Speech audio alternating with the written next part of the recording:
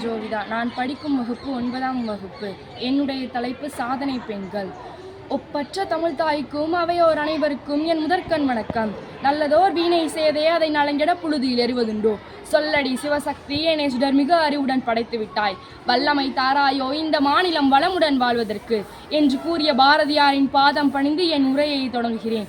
கற்காலம் முதலே கணித்திருந்த தமிழின் பொற்காலம் எனவே புகழ் வளர்ந்திருந்த காலம் எக்காலம் அது எக்காலம். பாட்டும் தொகையும் உருவான காலம், மூட்டும் தமிழுணர்வும் உயர்ந்திருந்த காலம் சங்க காலம் அது சங்க காலம். அவ்வையும் புயத்தையும் வெறிபாடிய மாசாத்தியும் செலுத்திருந்த காலம் புகழ் வளர்ந்திருந்த காலம்.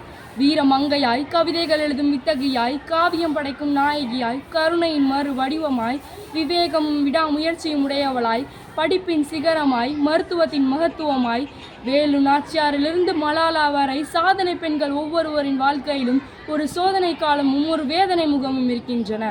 வீர மங்கையின் அவதாரமாய் விடுதலை போராட்ட வீராங்கனையாக அரசியாய் அரியணையில் அமர்ந்த ஆங்கிலேயின் ஆதிக்கத்தை எதிர்த்த ஆதிக்க நாயகியாக அரிதாரம் பூசி ஆளுமை கொண்டாய் வீரமங்கை வேலு நாச்சியாராக. கவிதைகள் எழுதும் வித்தகியாய் காவியம் படைக்கும் நாயகியாய் இந்தியாவின் நைட்டிங்கேளாக இதயத்தை கவர்ந்த கவி குயிலாக சரித்திரம் படைத்தாய் இந்தியாவின் முதல் பெண் கவர்னராக சரோஜினி நாயுடு. விவேகமும் விடாமுயற்சியும் மனதில் நிறுத்தி வீரத்தையும் விழுப்புண்களையும் உடலில் தாங்கி முரண்பட்ட வெள்ளையர்களை எதிர்த்து முதுகிலேந்திய குழந்தையோடு தன்னம்பிக்கை கொண்ட உள்ளத்தோடும் தாரணி போற்ற சிறந்தாய் ஜான்சி ராணி லட்சுமிபாயாக. கருணையின் மறு வடிவமாய் காருண்யத்தின் மொத்த உருவமாய் தன்னலமற்ற சேவை செய்து மனித நேயம் கொண்டு அமைதிக்கான நோபல் பரிசை பெற்றாய் அன்னை தெரசாவாக.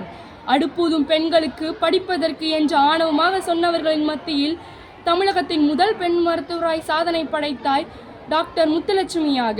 எடுத்தால் குறைவது செல்வம் கொடுத்தால் வளர்வது கல்வி என்பதற்கு ஏற்றாற்போல் 1848 பெண்களுக்கென தொடங்கப்பட்ட பள்ளியில் முதல் பெண்ணாசிரியராக பணியாற்றினாய் சாவித்ரிபாய் பூலேவாக. பெண்மையில் உயர்வாய் பண்டித ரமாபாய், பெண்மையில் துணிவாய் மூவலூர் ராமாமிர்தம், ஏன் பாகிஸ்தானில் பெண் கல்வி வேண்டுமென போராட்ட களத்தில் இறங்கிய போது மலாலாவின் வயது 12. பெண்கள் படிப்பில் மட்டுமா சிறந்தவர்கள்?